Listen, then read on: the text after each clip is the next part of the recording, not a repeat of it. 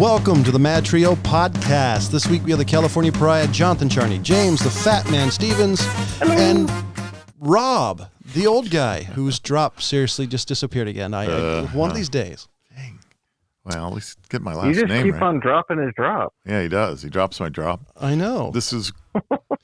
So talk about something that won't be drooping soon. Erectile dysfunction drug mix-up with depression medication causes nationwide product recall. It's a Tennessee-based pharmacological company announced Wednesday that it's volunteering recalling two drugs, one that treats ED and the other depression, after a product mix-up. The results in the medication being inadvertently packaged together when they were bottled by a third-party facility. A Russian roulette. You can either be depressed with an erection. Yeah. Yeah. It's spin the wheel. What are you going to get? Oh, Lord. Yeah, that makes for an awkward evening.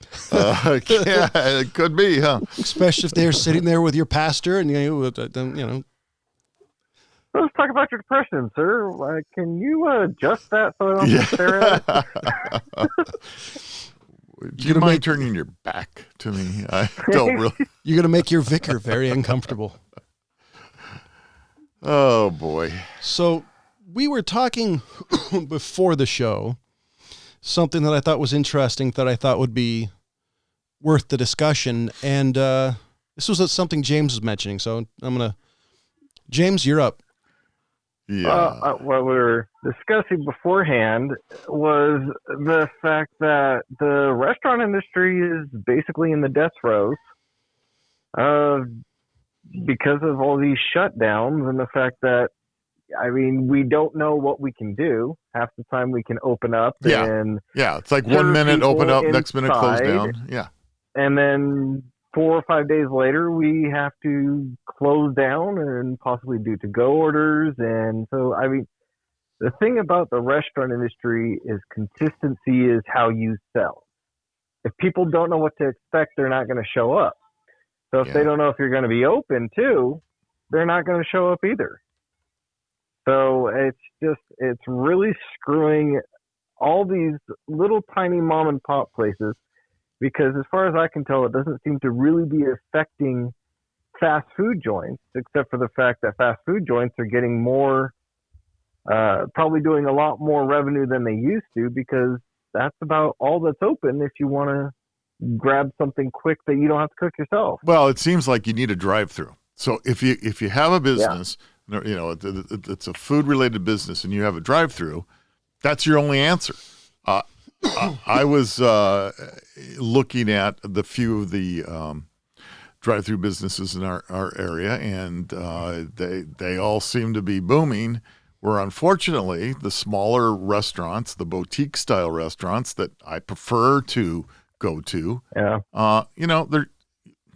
I can't blame them. Some days they're closed when you want them to be open, and you go and they're not there, and so that doesn't help. And then the only thing you can do is, pick up, take out, whatever, you want to call it. And I drove by In-N-Out on my way home last week, and this is about 7:30 at night, and there were like 30 cars in the line of In-N-Out. And In-N-Out has just been, in our area, has just been going crazy. I did, and I don't know how many people know this, there used to be something called an automat. Basically, it was basically fast food. Basically, vending machines. Well, yeah, but the traditional, like, classical 20s automat was basically you walk in a building, put in a couple of bucks into the machine, lift up the door, and then pop it out. And so I think the vending machine, like they do in Japan, may end up being, do you think that would end up replacing to some degree? Because I don't know. As far as I know, those have never really been popular. You never really see them much anymore. I don't know if they're a thing in Japan in at least 15 years. Well, everything I've seen on, granted, this is YouTube, so everything I've seen on YouTube that's new or current, or maybe it's just Westerners, because you always see a lot of Westerners going on to all these.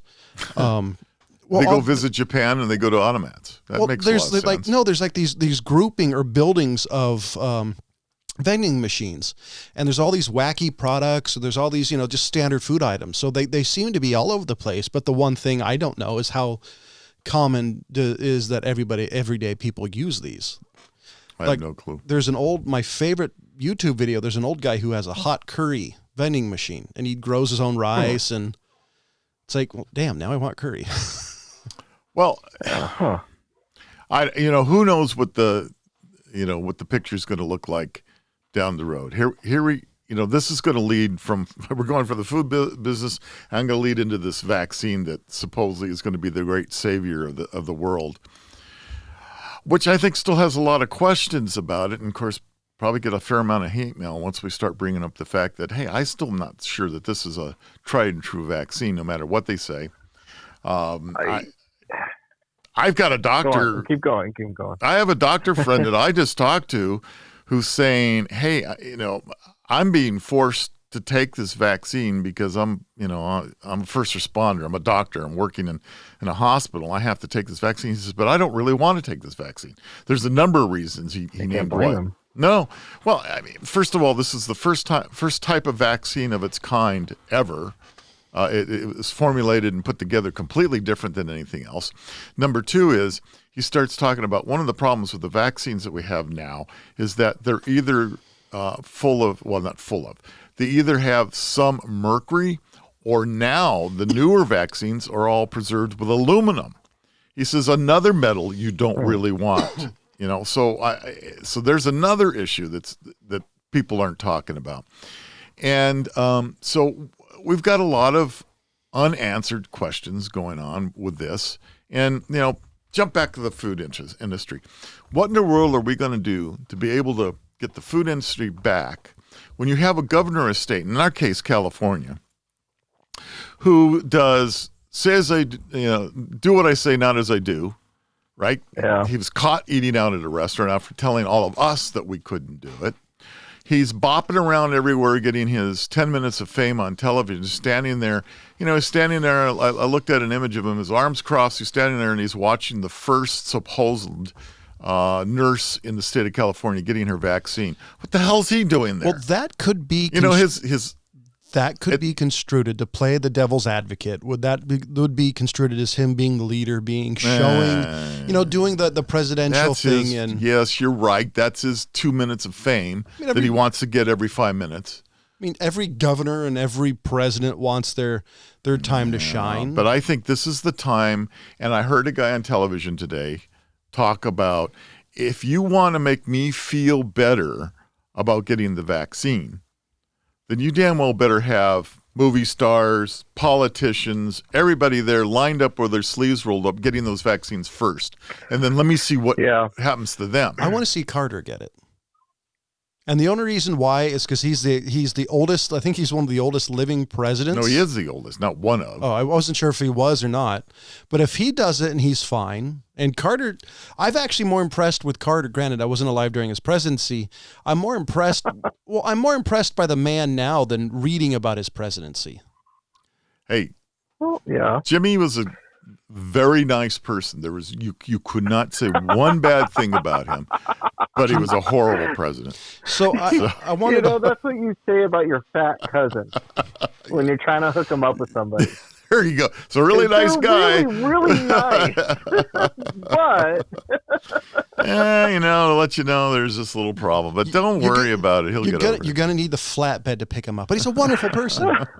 I did want to mention, so I heard that the vaccine was an RNA vaccine or an mRNA messenger RNA vaccine. This is via Wikipedia, right. The bastion of all knowledge, so mileage may vary. The bastards of all knowledge. So it's a type of vaccine that uses a man-made copy of the natural chemical called messenger RNA to produce an immune response. The vaccine transfects molecules of the synthetic RNA into human cells. Once inside the cells, the vaccine's RNA function as mRNA, causing cells to build foreign protein that would normally be produced by pathogens such as virus or cancer cells. It's an interesting bit. I don't want to read the whole thing because, to be completely honest, I don't completely understand it. The type in RNA, the Wikipedia comes on there. There's actually a bit that talks about efficiency of RNA vaccines for COVID-19. It says it's unclear why the novel COVID vaccine for Madeira and Biotet have shown potential rates of 90 to 95%. So there is more information on there.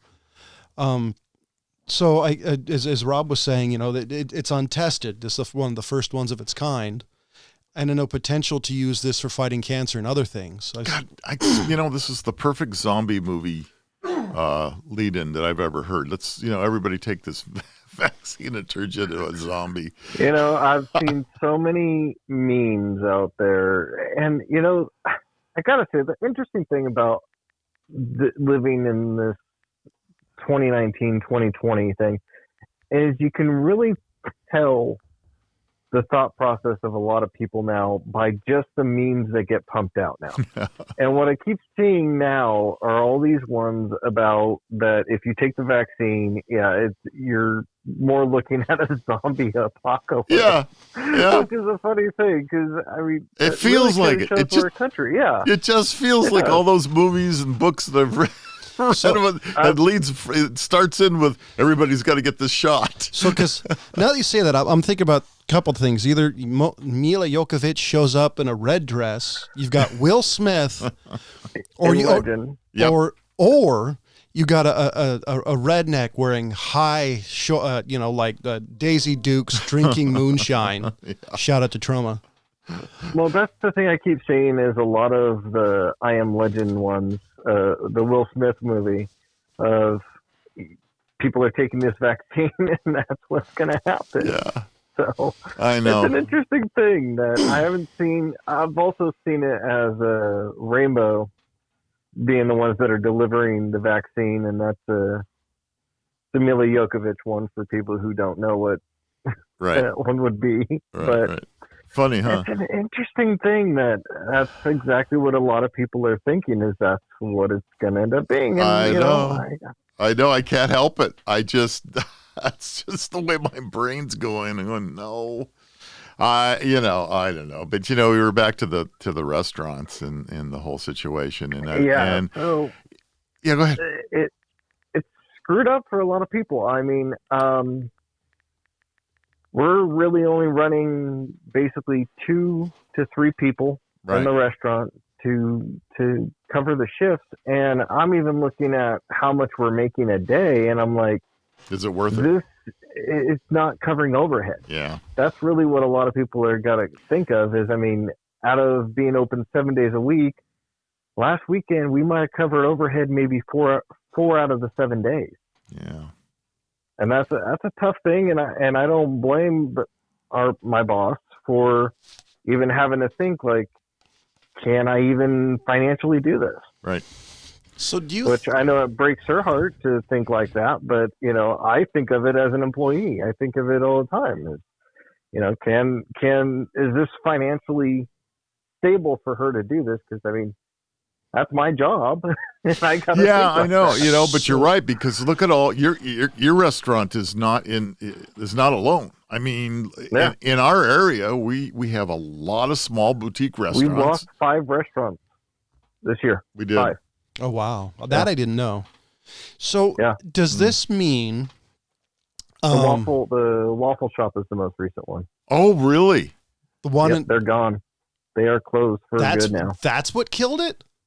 Wow. Yep. Damn. They had a dedicated following, believe it or not. I used to eat there for a couple of years, at least, once or twice a month I would eat there. Yeah. And they weren't the best, but for a waffle place, they were pretty decent. They did okay. They made an okay waffle and a couple of eggs. It's not that difficult. So, I agree. I used to, when I was going over the facility, it's just down the street from them. I would stop in the mornings and, have a quick breakfast and done. That's too bad. I'm sorry to hear that. So I was too. I have a question because I just thought about this. When they rebooted Pizza Hut, they basically were these little tiny takeout style restaurants. There were no dining facilities like they were back in our youth. Do you think that's going to be something, this more small format, more cookie cutter? Lower the overhead is the only way you're going to survive. That might be it. That might be what comes back. But I just gotta say it's a sad thing to think of how many actual restaurants are gone or in their death throes right now because of this. And I mean, it's just a tough situation because we also have to look at it as I mean, it sucks for this whole social distancing thing, but it's Yeah. So even chain restaurants aren't immune to this because did I not just read the other day that Olive Garden is completely gone? What? Oh, wow. Yep. Ah, damn. Yeah. So AMC basically said they're going to run out of cash soon, and that's one of the reasons why they were. And it's not a restaurant, but I know they were movie bitching theaters because of Warner Brothers. So this is so. Yeah, I don't know because Regal's shut down every movie theater. They did that weeks ago, 3-4 weeks ago, and just I don't know what they're going to. Are they how long can they just sit there with the rents that still due every month? So here's a question, I guess. If you had, say somebody handed you $20 million after COVID was over, what business do you think would make it? Because here's my thought, and here's kind of what I think we should base it off is Vegas, right? Here I come, baby. Give me $20 million. Put it on red. I was going to say, ride the red line. Watch out for 7-Elevens. One, I think with people staying home now, it's going to be, I don't think it's going to be as much now as far as work, but I do think it's more common where people are going to be allowed to go to work. So you're going to have a decrease in certain things, whether around businesses, food places. I think with less restaurants and other things are going to be unavailable, maybe less entertainment options. So I think it's going to be a lot more based around home.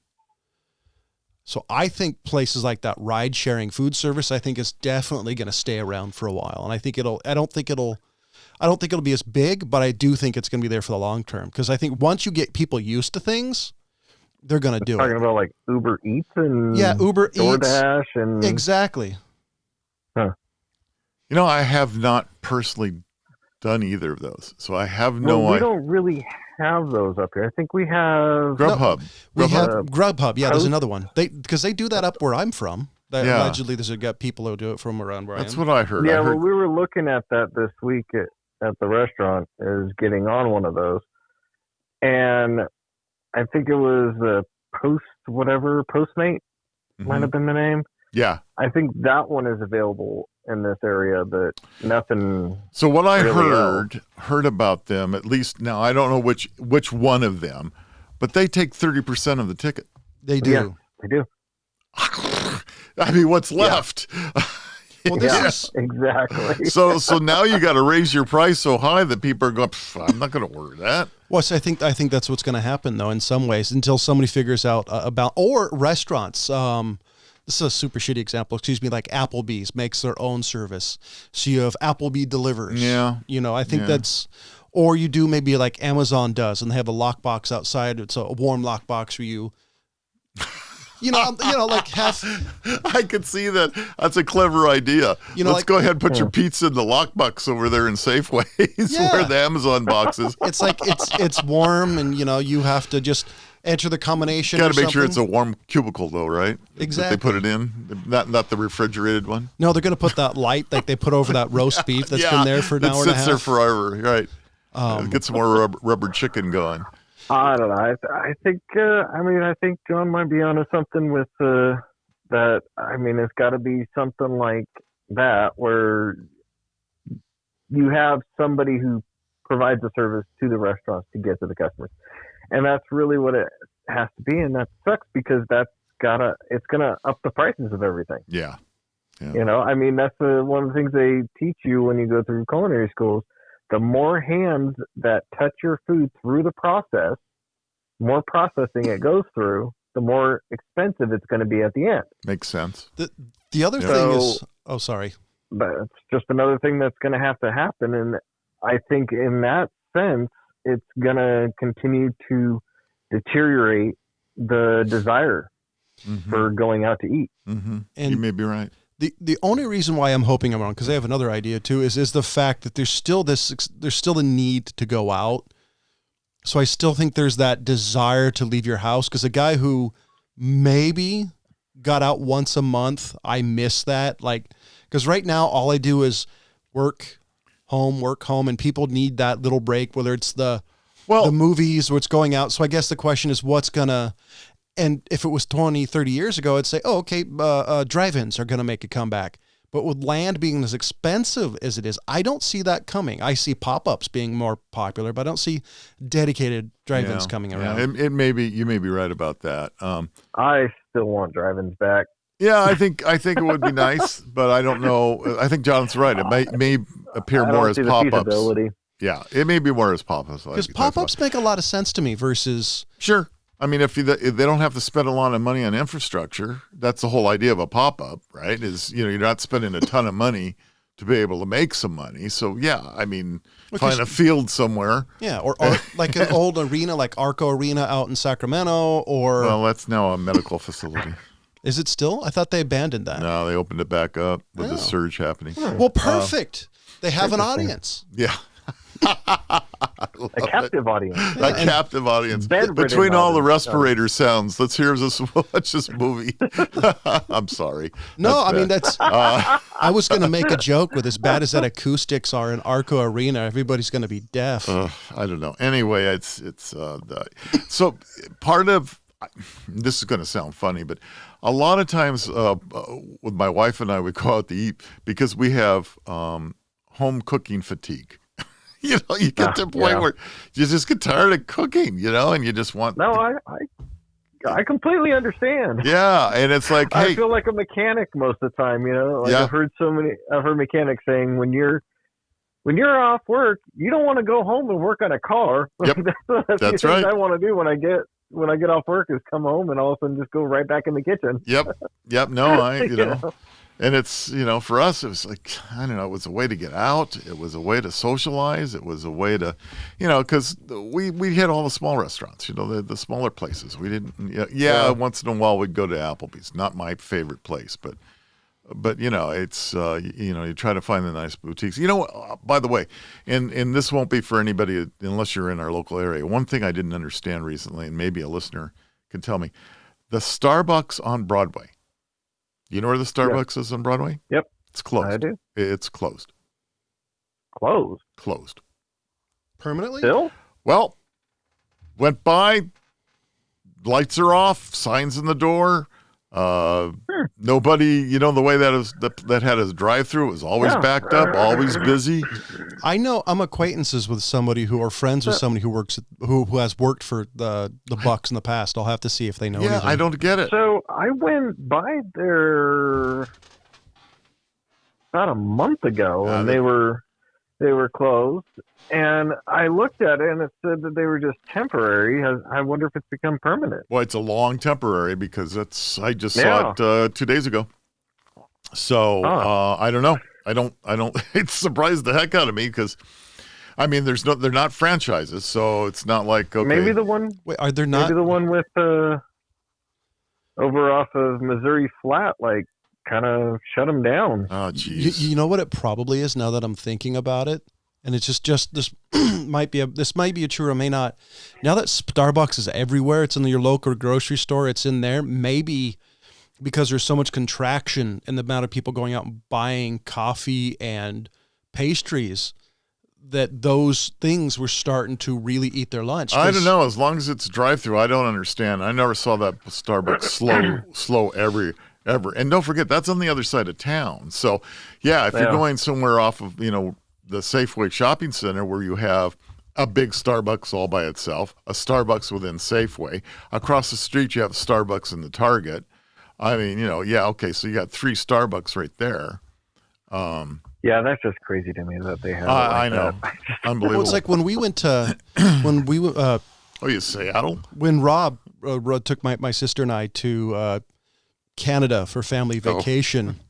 I remember it was an airport or mall. I don't remember, but it was literally, it reminded me of Telegraph Avenue in Berkeley, except within head shop and food places. It was Starbucks and Thomas Kincaid galleries, because like all four corners, that's what you saw. It's like, so apparently Canadians really love Thomas Kincaid, because I don't know a whole lot of people personally that liked the guy. Well, there, the thing about Starbucks, especially if you go in the Seattle area, is that the joke was there was literally a Starbucks in every corner. And when you worked in downtown Seattle, that literally was the truth. I don't know how they did it. But yeah, I don't know. I don't know. It's weird. That's the thing about like Southern California when I was down there. Is there was literally Starbucks everywhere. Yeah, everywhere. I keep hoping for Dutch Brothers to come here. See, that's the benefit where I live in. Yeah, you got a Dutch Brothers. There's two of them within like 20 feet almost. Yeah, we don't have one yet. Have you tried the Lovebirds, Rob? No, I haven't. Have you? They're actually pretty good. Good. All right, I'll have to go. I really enjoy their croissant breakfast sandwiches. They actually get it baked. The croissants are baked locally. Wow. So I was actually pretty impressed by those. And the you did one it that as... I want to try is they have a blueberry cheese Danish. Who wears this? Every single time I've tried to order it, they're out. Must be popular. So that's one of the things I want to try there and just see why they're constantly out of those. Interesting. But yeah. Or their source just isn't making them. I don't want to get up at 6 a.m. in the morning to be just the first to go one try. there to get one though. Well, good idea. I have to get up early tomorrow. Maybe I'll go hit them first thing up in the morning and see if they had that. Then I'll tell you if it's any good. Give it a try. Yeah. Let me know your review on it, Rob. I will. I want to shift back a little bit to. Are we going to get served? So, hold on. I got two stories that I've been sitting on for a couple of weeks because John just keeps on ranting and raving about idiotic things and continually going on and on and on and on and never stopping at all, or even taking a break to breathe. So. All right. You guys heard the Arecibo observatory is gone? Yeah, yeah. We've talked about that. Is that amazing or Maybe what? I wasn't on that one. Yeah, that one was crazy. That was the beginning of this month, yeah. Is it sad? I only know it from Goldeneye. Yeah, it is sad, but no, their cables snapped that held their center cone, their focusing cone in place. It got damaged during an earthquake. Oh, really? I thought it was a typhoon. I thought something hit it. Well, there was a typhoon, and then they said that there was a crack that came along from like a shift, which would be an earthquake to me. Yeah. But, so it got damaged from that, and then just it hasn't been used for a few years because of the damage to it, and then it just, as he said, the cables finally gave way. They only had people there basically monitoring it to see when it was finally going to go. There's a video, by the way, of the cables going. Seen the video. I haven't seen it, but I know there is one. There's a video. You can watch it. It's a shame. I mean, it's real bad. It's interesting because a few years ago they had the engineers. They had all the plans. I can't remember which university in the United States is involved with it, but they had plans of trying to keep it going and updating it and all that. And they had engineers come and take a look at the cable system. It was so bad. Apparently, the engineers ran fleeing from the area, they were afraid that it was going to go at any moment. Oh wow! I guess they didn't do maintenance on it for a long time. Well, I mean, if those cables actually snapped and you're nearby, oh my God, gonna be very. Oh no, yeah, you'd be dead. I wouldn't want to be anywhere near it. Nope. I thought they decided that smaller antennas were a larger portion of smaller antennas were better than a bigger one. Well, there's supposedly things that the larger one, because China built one. They did it, and it's apparently considered to be larger than that one. And there are certain things that it's able to reach in deep space better than multiple dishes. That was SETI. SETI used it for a while, but then SETI figured out that more antennas, smaller antennas piled together work better. But with as much empty land, is land, that like the thing in Alaska, like the weather center up in Alaska? Is that kind of what they're thinking? Kind of. There's all these farms. There's all these satellite farms throughout. There's some in Nevada desert, some Arizona desert, some of these big wide open areas in the middle of nowhere where they'll position 50 antennas, and they're able to concentrate 50 smaller antennas better than one great big one. Oh, shoot. Now it reminds me of a Charlie Sheen movie, and it's not First Contact. Oh, anyways, do you think they're going to build one? Because as much empty landmass as the United States has. Well, was not in the United States. Well, I know that was a foreign country. Say we could make Puerto Rico. It's a foreign country. Country. Okay. It just happens to be one that we own. It's All a right, protectorate. got it. Legally. Okay. So if you want to be truthful, it's a protectorate. It's not really a state, but it's not really. It's an entity protected by America. Therefore, it's I don't care what you want to call it, John. Whatever you want, it's fine with me. Go ahead. You had a point. I'm right. You just can't argue. You had a point. I just don't know what it is. Wow. I think I'm just gonna have to switch topics. Oh, geez. That's just mean. I mean, so do you think if it's important enough that how big of a deal it was? We have so much land mass in the United States that's not being used. Is it something that we could do here? Or do you think because a lot of these third world countries have less laws, it would be easy to do? I'm not sure it's a regulatory issue. I think it's a financial issue more than anything else. And most of these things are run by universities. And we know that the universities are not doing really well right now either. So it wouldn't be something that would be done in the next decade, I don't think. Imagine trying to pay off student loans soon. Yeah, really, huh? So I don't know. Who knows? Yeah. I did say. Oh, sorry. One more, James. I wanted to steer back because I had an interesting conversation, and James just keeps dragging things on and dragging. All right. Like, come on, let's go. All right. Jesus, John, you're so sensitive today. It's like Jeremy just talking crap about you all of a sudden got you all upset. Who was upset? I just thought my response was funnier. So the Ninth Circuit Court actually did something great. Can you believe that? No. Tell me, what do those jokers do? Well, they actually said that a former police officer who had his private collection of a few hundred firearms that got melted down by the Los Angeles Police Department, the Ninth Circuit Court granted him the ability to sue them. Why did this? So, why did the detective? I mean, sorry. Now, Detective James Edwards, back in 2004, obtained a court order to destroy more than 300 guns from a former LAPD officer collection. Now, they seized it because they were under the impression that he had some guns that were illegal. So they obtained a court order, went and seized the guns, held them. The former police officer got all of those charges dropped, but they did not return his property. I don't think they legally Now, have this to. police officer, Detective James Edwards, obtained a court order and melted them down. Wow. And so the former police officer was trying to get him back and found out that they all got melted down, and now he got the right to sue the LAPD over it. Well, so this is probably here and there. Do you know if is he a person of color or is a white guy? It didn't say in the article. Because I'll be honest, I'm hoping he's a person of color. Yeah. Just because I think that would be a better court case.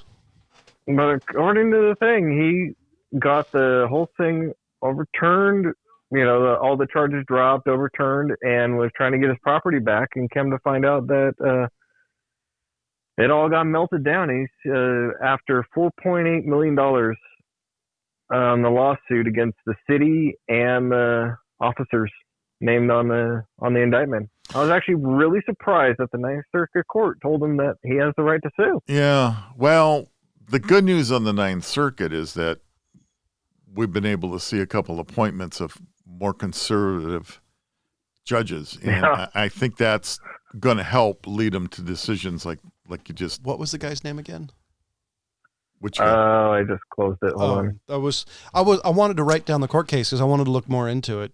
Just curious. Oh, I don't know. You probably just... 1 second. I'll pull it right there. So do you think that's why? It's because of the recent appointees of more conservative people? Yeah, absolutely. There are a number, both the CRPA and GOC and Calgun organizations are all saying that more likely some decisions regarding Second Amendment issues may actually be heard finally properly. So it'll be interesting to see. I don't know. Who knows? I don't know. But maybe I can finally legally be able to buy that 50 BMG I wanted, except I'd have to come up with $15,000. So you guys want the bummer part of all of this? Did you hear what Biden said he's going to do? No. So I just sent it to you in a text, John. Oh, thanks. Biden's going to go ahead and he claimed on his very first day, sworn in, he's going to make executive orders banning AR-15s. Oh, I did hear that. Now, yeah. I generally try to not to talk about politics, but this does provide me with an interesting question I want to put out to people out there who listen. You always have, and then Rob, who's an expert at anything usually firearm related, you always hear talking about a particular political party wanting to confiscate things, particular firearms. Now, legally, the police and other things can confiscate personal property, sell it, and use said gains from that for them. Ah, that was the case. That was found unconstitutional. Okay, so would that? So I guess the question is, could they legally confiscate something that's actually legally protected in the Constitution, where cars, a home, all that stuff isn't actually regulated by the Constitution? It doesn't say, right after the Fifth Amendment, say, oh yeah, you're guaranteed a 2-car garage, a Ford Mustang, Right. So executive orders are these funny things that sit out there that presidents have the ability to just say, hey, you know what? I don't like the color blue anymore. I'm going to write a law saying, no cars can be blue. I mean, literally, they could do that. And I don't know constitutionally where that would stand. And it's the same thing with, Biden basically coming out and saying what he said. And okay, fine, but you're talking about something that's protected by the Second Amendment of the United States Constitution, slightly different than just making arbitrary laws, which they all tend to do. I mean, Obama wrote tons of them. Bush wrote tons of them. Well, some of Obama's has gotten the pushbacks. I know the one regarding the Obamacare got a pretty heavy-duty pushback because of the way they did it. Now, it was kind of a roundabout way to do the pushback versus the way I think they should do it. So, well, you're talking about the Obamacare issue. Yeah, and, well, I mean, because I don't know. Well, I'm just saying because of the. I'm not saying they're all bad. Well, I wasn't saying they're bad. I'm just saying that there are. They're all terrible. The fact that they're not evergreen. And I'm not gosh, maybe we need to have an constitutional attorney on sometime to talk more in depth about these issues, keep us in line here. But I have a little bit of trouble with these executive orders that the president's able to do, and I don't care who's in that office. We can't just call them all executive orders. I think we did this discussion at one point, because Obama actually did less executive orders than Bush. But what he did do were referred to as presidential memorandums. So we actually have to bring that up as well. Okay, sure. So, but those aren't binding. No, those aren't. But they all have the same power as executive orders. That's the problem. Well, so didn't I discuss this with you on the show? At one point, I know I discussed it. Well, hey, it's a small world. We keep coming back. So but anyways, the news is cyclical. Yeah, so we do kind of have to bring some distinction into that, because we're going to have some jackass who pops on here who brings up what I just said, which is Obama did less executive orders than Bush. But I wonder if that was ever found out. The power of the presidential memorandum. I wonder if that is actually. Yeah. So here's something. So another Wikipedia. Sorry to interrupt everything. That's all right. So another Wikipedia thing. It says a presidential memorandum is a type of directive issued by the President of the United States to manage and govern the actions, practices, and policies of various departments and agencies found under the executive branch in the United States. It has the force of law and is usually used to delegate tasks, direct specific government agencies to do something or to start a regulatory process. There are 3 types of presidential memoranda: presidential determination, presidential findings, memorandum, and disapproval. So I retract what I said about the Obamacare. So that's what he did to get some of these things he was pushing back. Mm-hmm. It is. I didn't remember that. Now, the problem is, I think it was actually Bush who started using them quite frequently. You know who wrote? And then Obama carried that in, and then we even have Trump, who was also using them quite frequently. You know who wrote now, more? I don't know how many Trump used in comparison, but also Trump only has had 4 years versus Obama and Bush having 8. True. So. And then here's the topper of the list so far, Bill Clinton. Yeah. I don't know how many he used, but I don't think it was as many as Bush or Obama. So according to Wikipedia, Bill Clinton wrote 364. George Bush wrote 291. I thought I saw he used more. Okay. And Obama wrote 276 so far. Now I don't know what the date is. We'll have to see the date. But Trump's just at around 200. Really? Wow, 4 years and at 200? Yeah. Goodness gracious. Yeah. So where everybody else had 8 years. So. Yeah. Bush, Trump has definitely. Are all of them made public record the moment they are signed, or are there things that are kept? Okay. So last time I looked into these, I read that it was not as regulated as executive orders. So I don't know how they're kept track of. So that's the thing I don't know. Yeah. So I was under the impression they weren't as regulated as presidential or as executive orders, but I don't know enough about them to really go into depth. Do any of you know if they are evergreen until a particular president goes against it, or can Congress or the Supreme Court actually deny? Because I'm assuming that would be something I'm not informed on. Well, that's what I was saying. We need a constitutional attorney. I mean, or somebody in law school that at least can talk about decipher all this. Because I'm looking at another site that's kind of saying something different, and this is a statistical. So I don't. Yeah, that's the problem. Is that there's no real definition on these things, but they carry about as much weight. From what I understand, as much weight and power as a presidential order. That's the scary thing, is that there's so much money that, it's a swamp. It comes out of the swamp. Oh, that hurt. This cannot be right. That thanks for that, James. Just what I wanted to hear. Ugh. It's a swamp. Ugh. Oh, well. You're welcome. Elizabeth, I'm coming. People are welcome to research this, because right now I'm seeing something that just makes no sense. The biggest problem with the internet is finding the truth. It's amazing how difficult it is to Google things, because how much stuff is sourced from other sites that's sorted off of Wikipedia, where Wikipedia sorted off some site that was on GeoCities. This is some site that supposedly gathers statistics, and it doesn't make any sense to me, because right now it's saying that Franklin Roosevelt is really the leader of them all. I go, really? Wait, he's not? He is. Franklin Roosevelt? Yeah.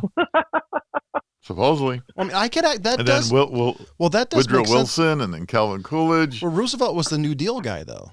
I could see that, because you have 4 years in office practically. An annual average, supposedly, he had an annual average of 307 executive orders.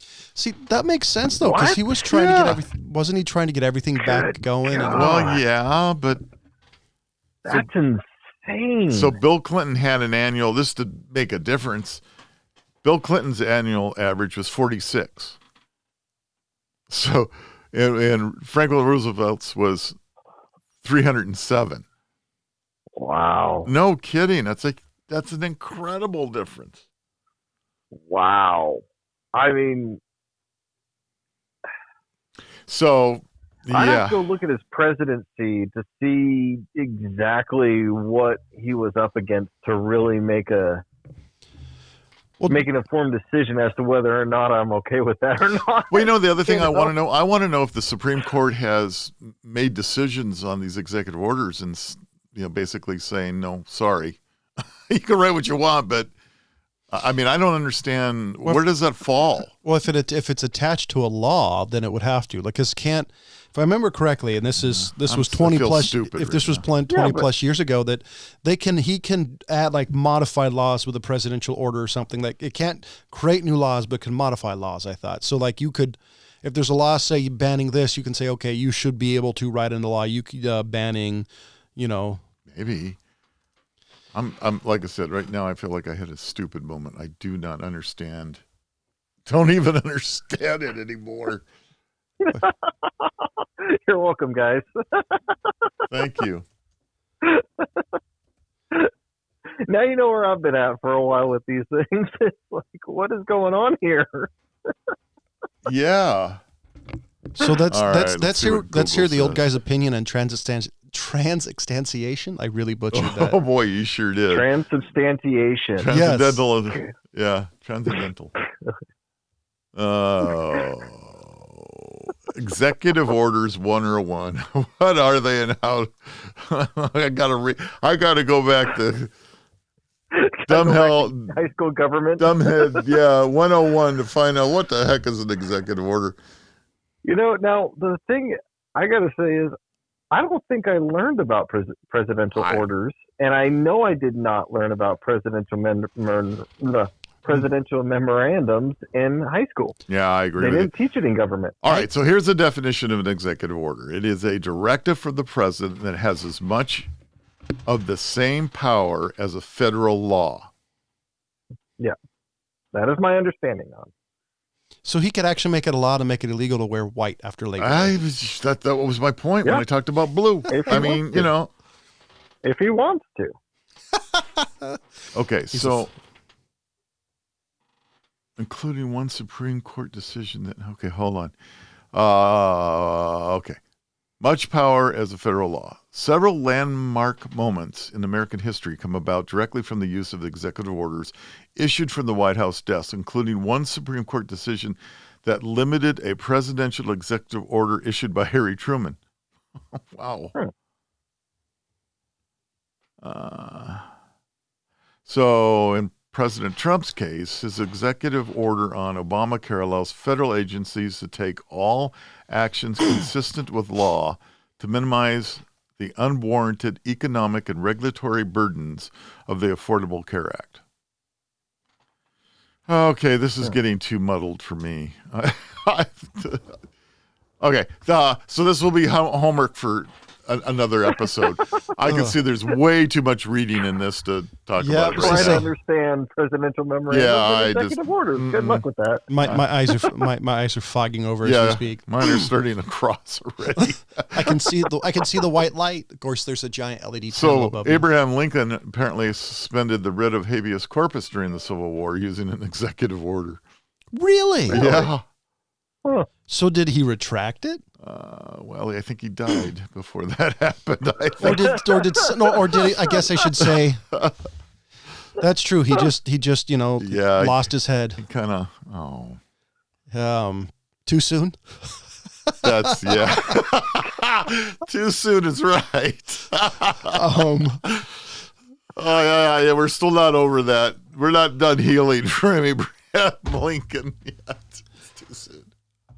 I mean, depending on the Southern you talk about, the Southern person, the South will rise again. I love it. That was good. So did you hear that not all things are peachy keen with Howard Stern show? I thought he got a 5-year renewal. Oh, he did, but apparently what I read slightly this morning is there's a lot of past employees that are saying he's not Mr. Old Roses and... Is anybody surprised? Said he was He used to have an orgasm chair. I mean, so he's a shock jock. That's it is amazing that I hadn't really heard of any lawsuits or payouts or whatever it may have been from his past behavior on his shows. But apparently now there are former employees Howard Stern, and Howard Stern shows are saying it's a hostile work environment. Oh, so it's like Ellen DeGeneres. I'm not surprised. That wouldn't surprise me either.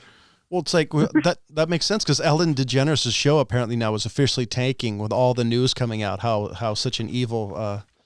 Isn't that old news? I think she got re-upped and everything's back now. Her shows are last time I heard recently, reading her shows aren't doing really well, number wise. Well, I mean, can she do shows now? It's all virtual, so I mean, you can't even go to a taping.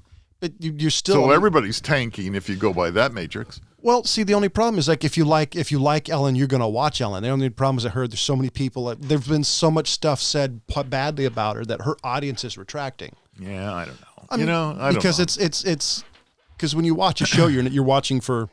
I think every one of these stars get a prima donna moment in their lives where they start believing their own publicity. To be honest with you, Yeah. You know, Richard Dean Anderson. Yeah, exactly. And I mean, what the heck? I mean, she was everywhere and popular and everybody loved her, and I think she believed it.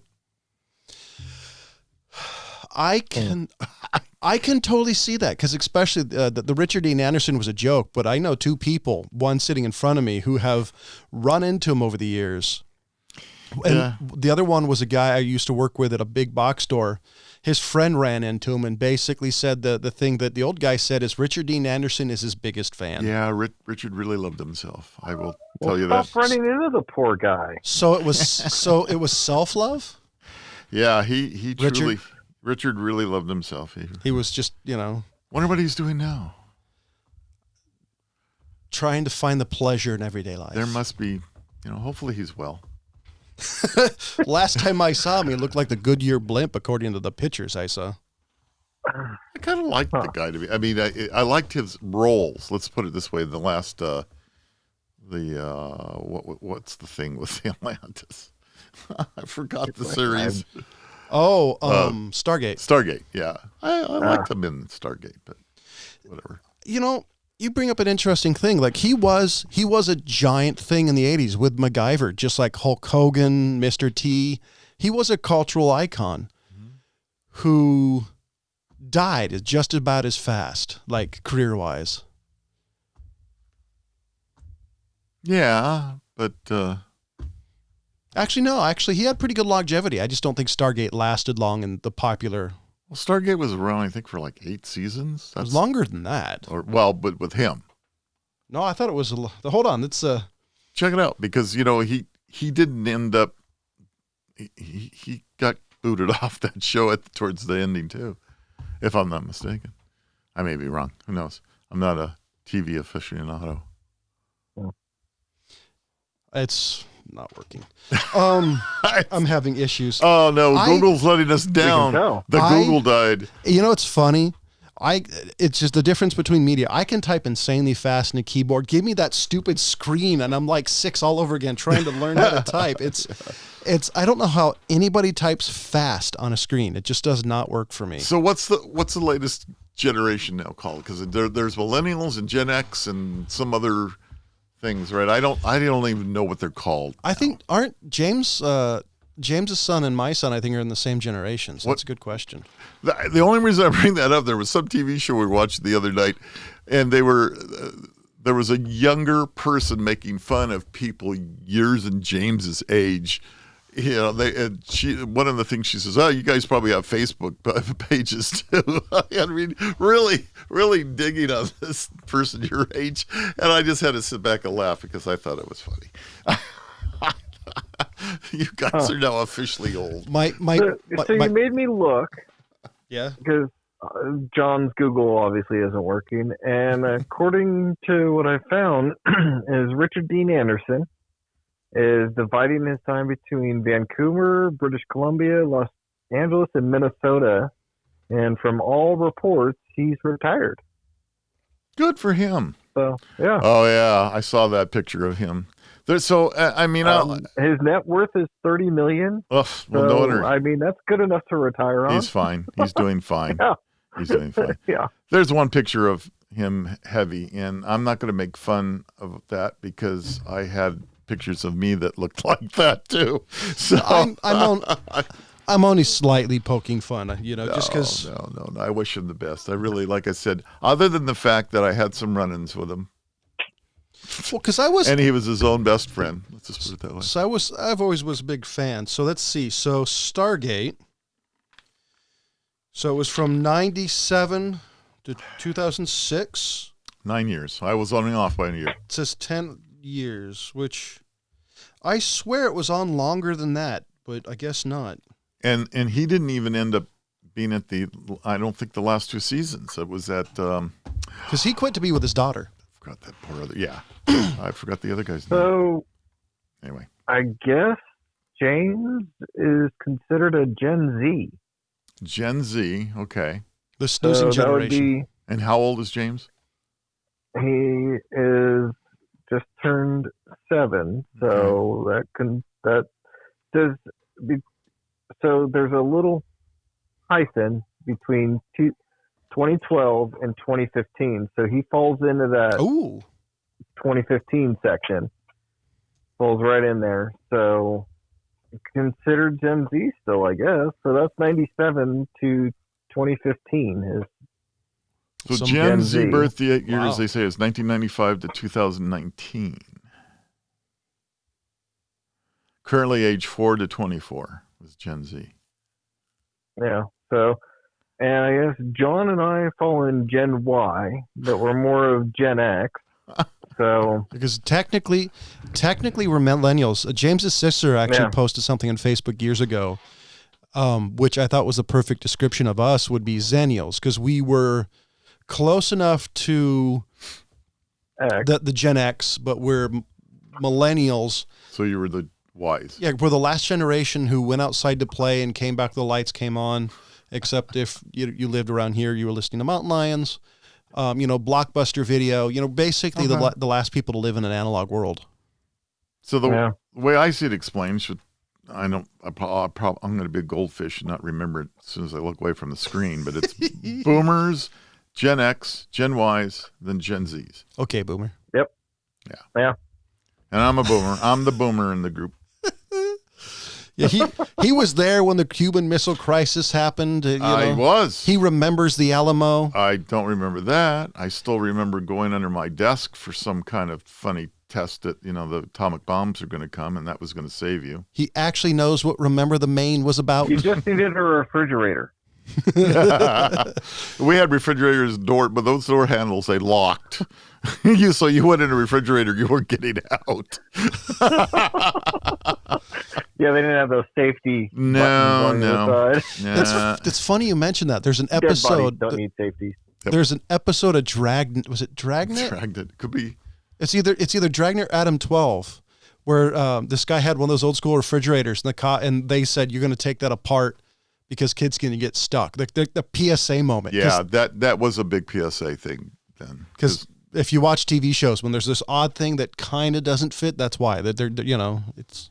Yeah, no, that was a real thing. Unfortunately, many children, not many, some children died because of that, and finally dawned on people that we don't need to make a refrigerator lockable.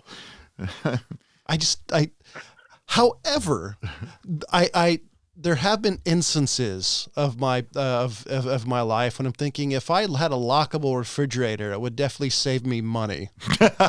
Well, but it wasn't like it was a padlock on it. It was just, it was more like your front door where it just closed and it locked, right? But you didn't have a knob on the other side to open it up. So it'd be for you, John. You'd go in your house and you'd never leave. Oh man, so. As we're coming up to a close. No. We're coming up to a close, Here we are, and Christmas is coming up soon. Christmas. And I was kind of thinking... Are you guys listening to Christmas music? Yes, a little bit. Are you? No. I haven't either yet. And good. So John's at least listening to That's good. Well, my wife... James, aren't you giving James an education on Christmas music? Is Jimi Hendrix playing Christmas music? Why not? It's a tradition. I don't want to torture the kids. Oh, there's good Christmas music out there too. Well, first you'd have to get James. Have some somewhere. Yeah. First, you have to get James to celebrate Christmas. Thing called internet. Well, iTunes. well, I guess I wanted to because this 2020 has just been a bitch, and in every aspect of the word. And I wanted to say the C word, but considering how Christmas? many, no, it starts. That's That's the C word. Yeah, but it's I know you spell it with a K, but that's okay. nice. I was gonna say it's how Australians say hello. But I know enough women who listen to the show. I might get a lot of dirty and mad emails. No, we don't want to be. Just put your jelly bellies in your fanny pack. There's a South African lady who's going to threaten to stab me with a knitting needle now. Is there anything that you remember at Christmas that you were like grateful for, shocked for? Any present you're just like that you remember still? To me, it was a TV. It was a Magnavox TV that I still remember because I remember the advertisement. Because the advertisement was, "Are your commercials too loud? Hit this button. We normalize all audio," and all it did was turn everything down. So if your commercials were loud, and if your commercials were quiet, you couldn't hear the TV, the show. Huh. So your question was, I'm sorry, I missed it. Is there something of Christmas that we are fond of? You Or remember? a fond memory. Hey, Hey, can you turn? I'm this episode's gonna get pulled. You better pause that. Okay, I'm just going to play some Christmas music. So there is there any Christmas gift or memory? Something that for me it was like a gift. It's one of the things I remember. There's a few other things, but but it's like that gift I remember. Boy, isn't that sad? You know, I remember as a child being excited about Christmas, being almost overly excited about Christmas. But I think there is still a stage of wonderment. And I shouldn't say that because I think you guys probably had pretty decent Christmases or Hanukkahs, whatever it may have been. I don't have any one that stands out because I've got too many. Sorry.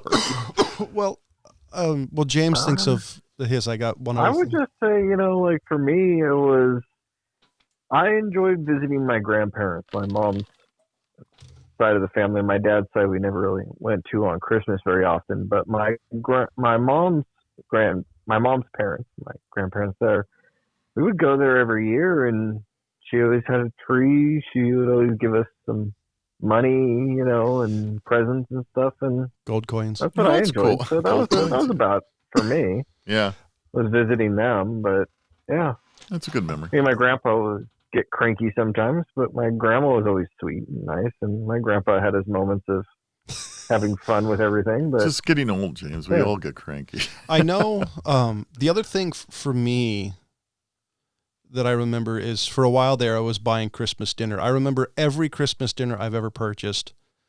That was your gift. But you were an adult. More than gifts. It's just it part of it is just growing up in the church, and it was that atmosphere of, as much as I make fun of Baptists just because they're wonderful people, it's that atmosphere of dinner, of communion, of fellowship that you get in there in the holidays that you may not get regularly. It's the sharing a meal that is really big to me, that I remember that gift of food. Because it's the old joke, and it was probably true of me. My dad could have bought me a $7,000 present, and I just wanted the box. And my son's kind of the same way. So it's, and the one you're buying your son $7,000 boxes. Yes. Just don't tell Laura. I wanted that gun. That's a big gun. It's the one thing I love about having a little kid is that sense of joy. That I thoroughly miss, because I remember loving Christmas. I remember being excited. I remember my sister and I, oddly enough, finding killer clowns from outer space on television every Christmas and watching it. And I miss Christmas that. was for children. And that was the same thing for us. As far as I'm concerned, when you guys were children, it was all about that. I think. It's for kids. It's for children. I'm not saying that adults can't enjoy it too, but it really makes a difference. No, they can't. Yeah, no, they can't. James says no. And and there are little traditions. I mean, my family had which I look back at now thinking about why I never figured this out, but we had a Christmas morning tradition of bagels, lox, bagels, and cream cheese every Christmas morning. That's what my mom does. Yeah. And but you got to understand that was happening before I knew I was Jewish. Because I was raised Catholic, remember? So it was a little strange. I look back at that now and I go, I'm not the brightest bulb in the pack. I'm sorry, folks. So if anybody's actually listening to this, no matter the year or the time or the month you're listening to this, I hope you all actually answer that question. Is there a gift of Christmas or a memory of Christmas? Because I posted on a website of mine that's no longer around, like the important part of Christmas is also remembering those you don't have and the memories you had with them and that food and the family and togetherness. And I've got a number of people who I miss gratefully that I wish that I had one more chance to share a cup of coffee with or something. So I'm going to leave you on this note is I hope you guys, if you can, whether by FaceTime or in person, take a chance to tell that person you haven't seen in a while, I love you, because it's amazing how much those 3 words can change anybody's life. And from the California Pariah, the Fat Man, and an old guy, as always, thank you for listening.